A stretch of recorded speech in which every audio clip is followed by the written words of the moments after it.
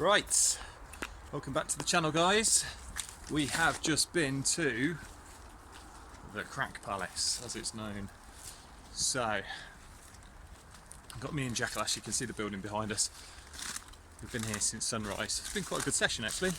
Much smaller site than we thought it was. It looks bigger when you watch other people's flying videos. But good fun has been had. Very wet inside. Basically killed 3 quads just through getting them, crashing them in puddles. But totally worth it, and hopefully they'll dry out and be fine for next weekend. So anyway, hope you guys enjoy the video.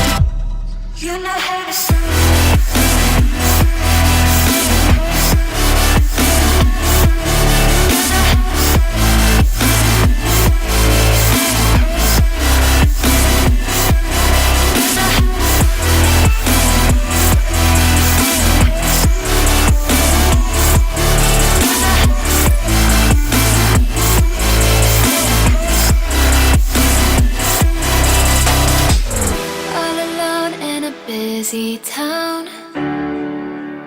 I was in the lost and found, heavy heart, and I thought I would drown.